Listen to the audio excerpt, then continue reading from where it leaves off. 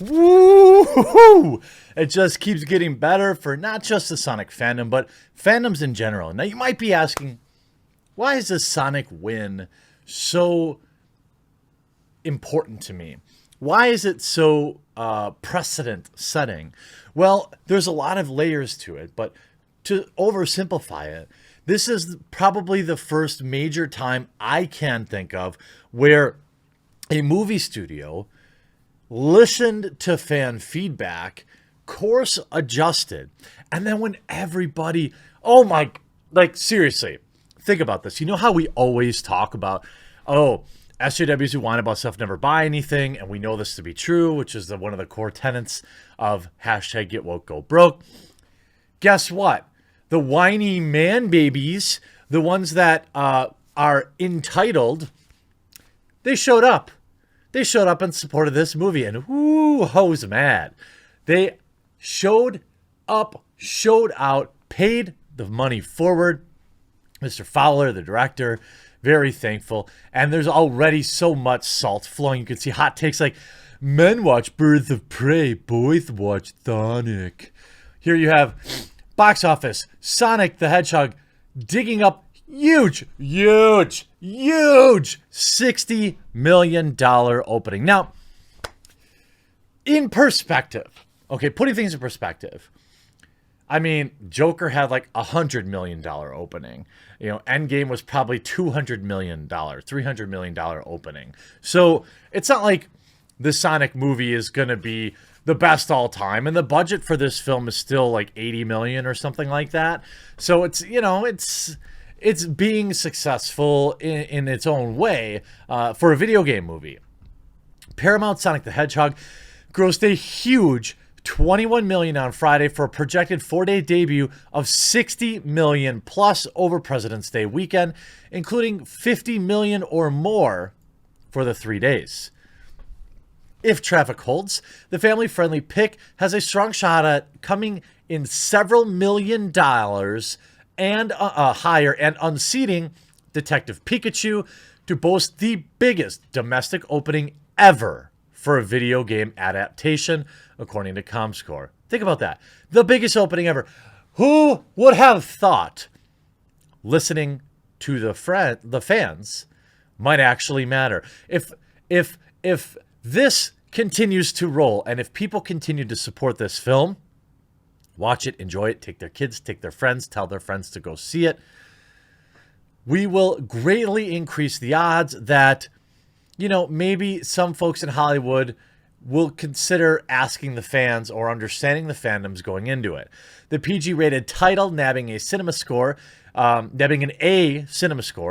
is based on popular Sega video game and sees the character, voiced by Ben Schwartz, team up with small-town sheriff James Marsden to battle evil genius Dr. Robotnik.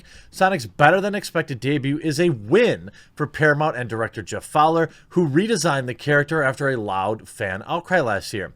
The movie will easily steal the box office crown from a holdover Birds of Prey, which debuted to a tepid $33 million last weekend.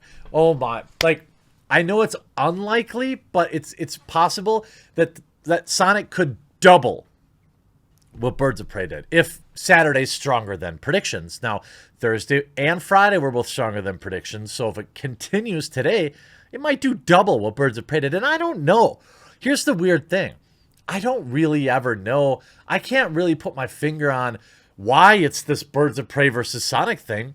The two movies in general have similar audiences. I think people aren't choosing between them. I think the best thing I can describe is that fans of Birds of Prey are salty and still, you know, well, they want to take it out on somebody.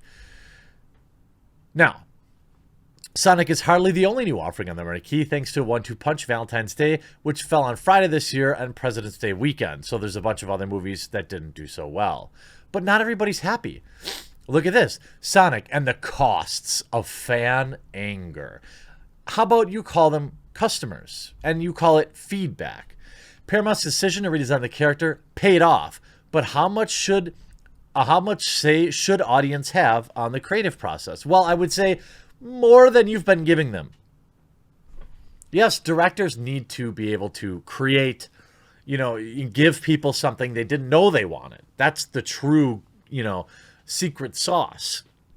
Sonic the Hedgehog currently speeding through theaters, but his road to get there wasn't without a few bumps. In fact, there was a time when we could have been watching a very different looking Sonic run across our screens. While one day it will all be a piece of movie trivia, there are a few now who can forget the first trailer of Sonic the Hedgehog and the controversy that ensued. It was spring of 2019 and the interest was still abuzz over the adorable Detective Pikachu.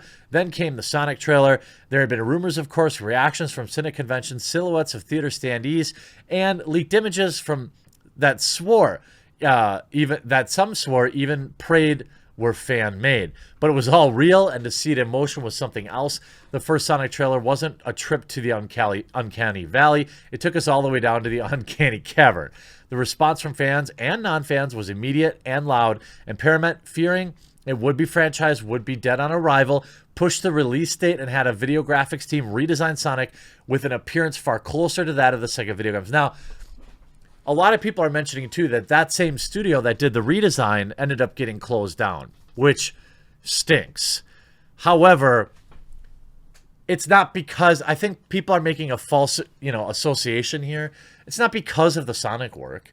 Obviously, they had many other jobs to do, and I don't know, the studio just didn't, bad management. It has nothing to do with Sonic. As far as I've seen, I haven't seen any evidence of that. Now, it still sucks when people lose their jobs, especially people that work on cool movies like Sonic, so hopefully they'll bounce back. That's the power of the internet, the power of fandom, but where do we draw the line between artistic vision and fan approval? And what's the cost of either side winning? Well, the cost of thinking you know better than a fandom is and has played out multiple times. Terminator Dark Fate, Waminator, T-1000. Completely failed at the box office. Lost money. Solo, a Star Wars story. Lost money.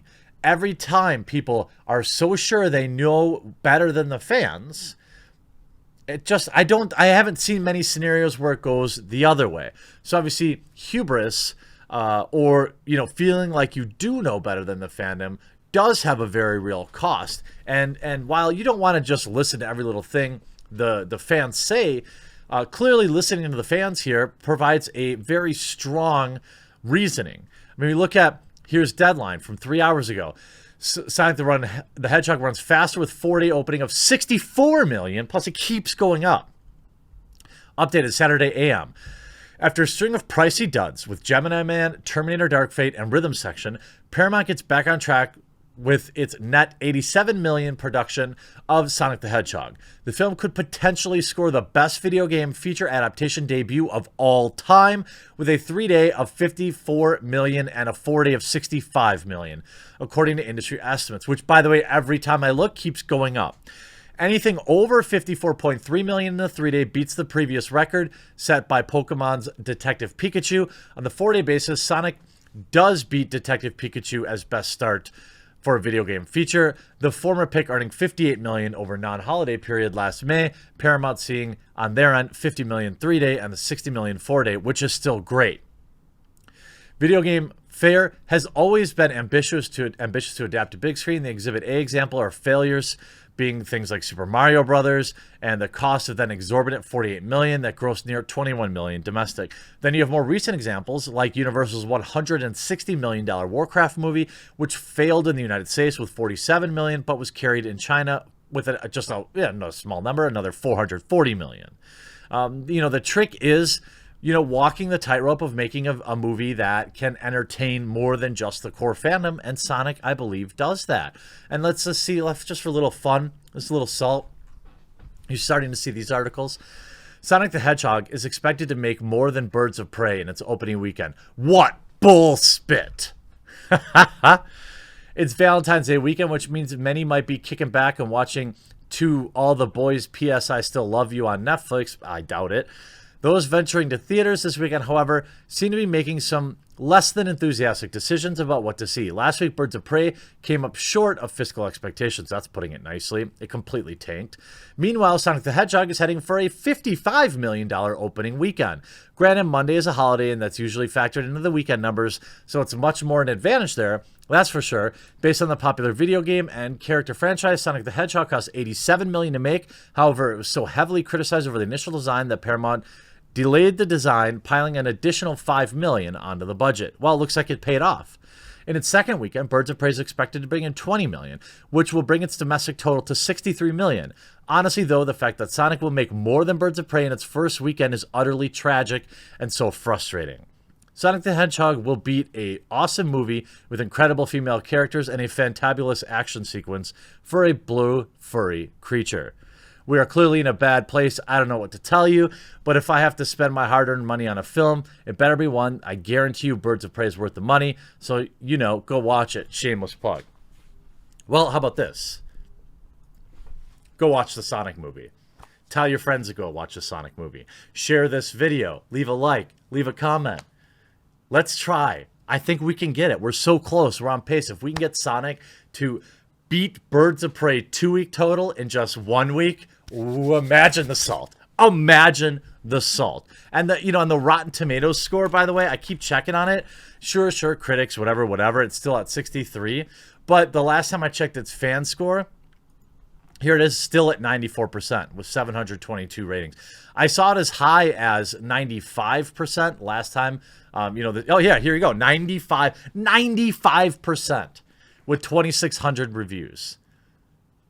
I mean, what a great win for fandoms, and thank you all for showing up. Keep showing up, keep spreading the word, and we'll talk to you again real soon.